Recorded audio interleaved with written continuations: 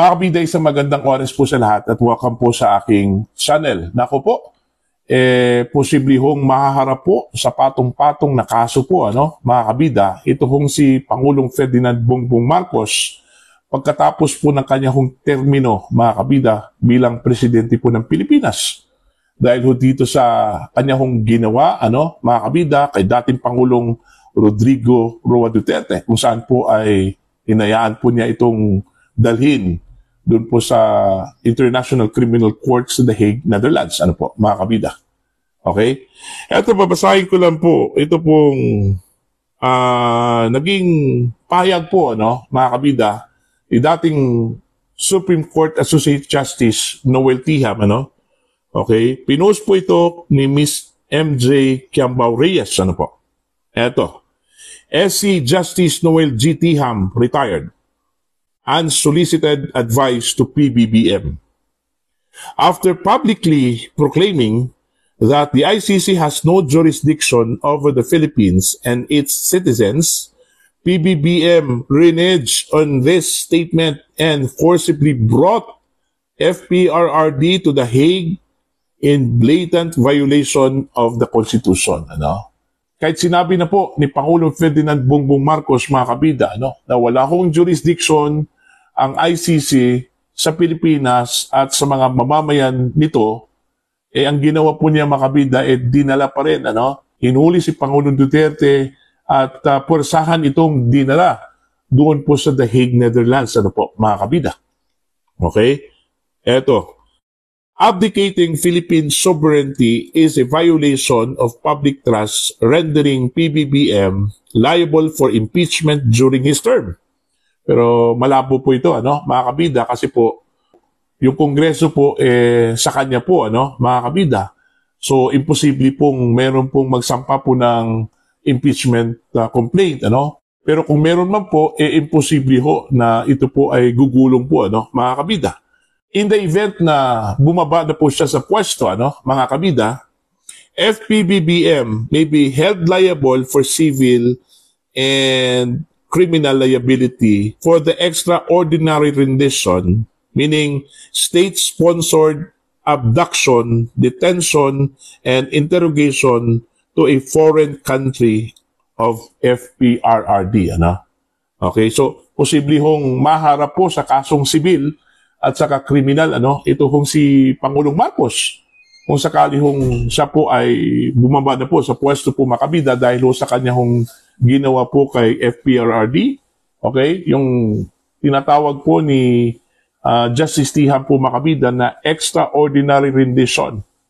Isang state-sponsored na kidnapping, abduction.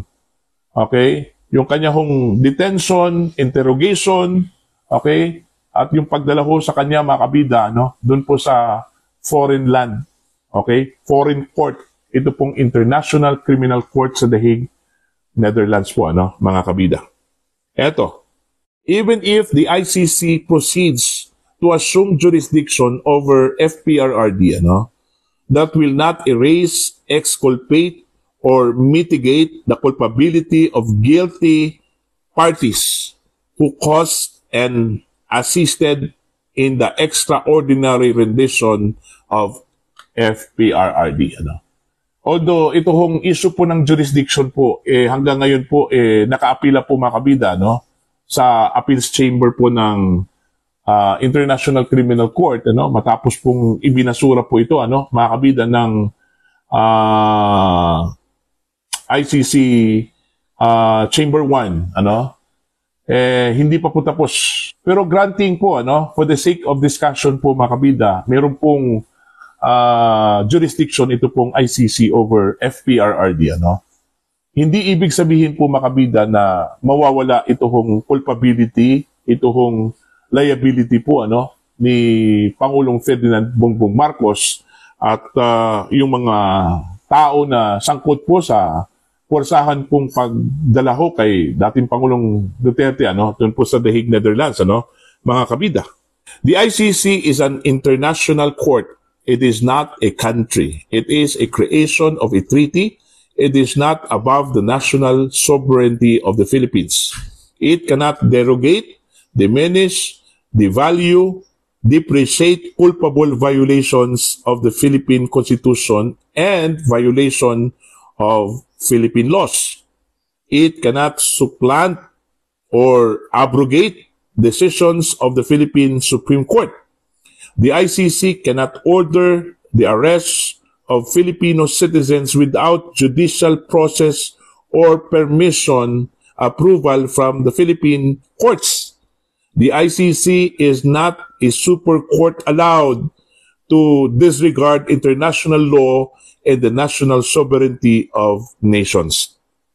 Even if FPRRD dies in The Hague, kung mamamatay ito kung si Pangulong Duterte po sa The Hague, Netherlands, mga kabida, that will not erase the civil and criminal liabilities of parties responsible for the extraordinary rendition of FPRRD.